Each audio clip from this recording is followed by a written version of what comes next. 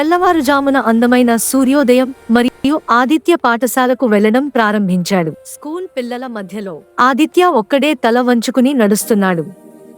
అతని కళ్లల్లో ఒక బాధ. అందరూ తమ తమ స్నేహితులతో హ్యాపీగా ఉన్నారు, కాని ఆదిత్య బెంచ్పై మాత్రం నిశ్శబ్దమే.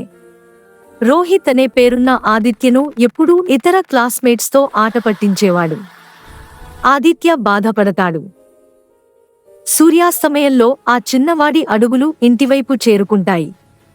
ఆదిత్య తల్లి ఆరోగ్యం బాగాలేదు కాబట్టి ఆదిత్య ఇంటికి వేగంగా పరిగెత్తాడు. ఆదిత్య మెల్లగా అమ్మ పక్కన కూర్చుంటాడు. ఆదిత్య నిశ్శబ్దంగా ఇంటి పనుల్లో సహాయం చేస్తాడు.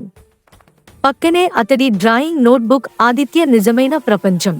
నోట్బుక్ లో పగుళ్లు పడిన రాయి మధ్యలో ఒక చిన్న మొక్కను ఆదిత్య డ్రా చేస్తాడు. ఆదిత్య నిశ్శబ్దంగా కూర్చుని గీస్తుండగా అతన్ని ఒక అమ్మాయిని చూస్తోంది. మరి ఆదిత్య చివరి స్థానంలో కూర్చుని నిశ్శబ్దంగా తన పని చేసుకుంటున్నాడు. కానీ రోహిత్ క్లాస్మేట్స్ తో వచ్చి ఆదిత్యను ఆట పట్టిస్తున్నాడు. మళ్ళీ ఆదిత్య బాధపడతాడు. నెక్స్ట్ డే టీచర్ ప్రకటించింది, మరి పిల్లలు, మన స్కూల్లో ఆర్ట్ కాంపిటీషన్ పెట్టబోతున్నాం. రోహిత్ అతి విశ్వాసంతో చేయి పైకెత్తి టీచర్తో ఈ పోటీలో నేను గెలుస్తానని అంటాడు.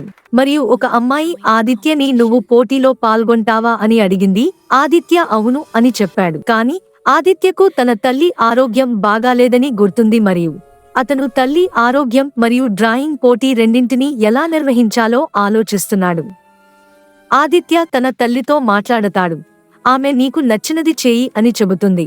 ఆదిత్య పోటీలో గెలవడానికి హృదయపూర్వకంగా డ్రాయింగ్ వేయడం ప్రారంభించాడు. మరుసటి రోజు అతను డ్రాయింగ్తో స్కూల్కి వెళ్ళాడు.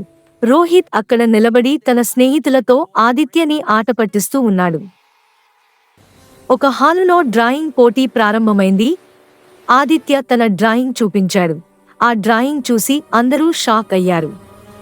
మరియు ఆమె టీచర్ ఆశ్చర్యపోయి ఈ చిత్రాన్ని ఎవరు గీశారని అడిగింది.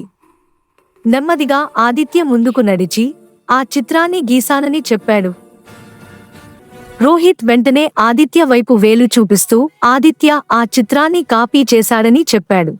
ఆదిత్య హాలులో నిలబడి తన ఫోటో పట్టుకున్నాడు. అందరూ ఆదిత్యనే చూస్తున్నారు. మరియు ఆమె ఆదిత్యను అడిగింది, నువ్వు దీన్ని కాపీ చేశావా అని. ఆదిత్య ఈ చిత్రాన్ని నేను కాపీ చేయలేదు అని అంటాడు. నేనే స్వయంగా గీశాను అని అంటాడు. ఒక అమ్మాయి కూడా అవును మేడం అని అంటుంది. నేను ఈ చిత్రాన్ని గీస్తున్నప్పుడు ఆదిత్యను చూశాను.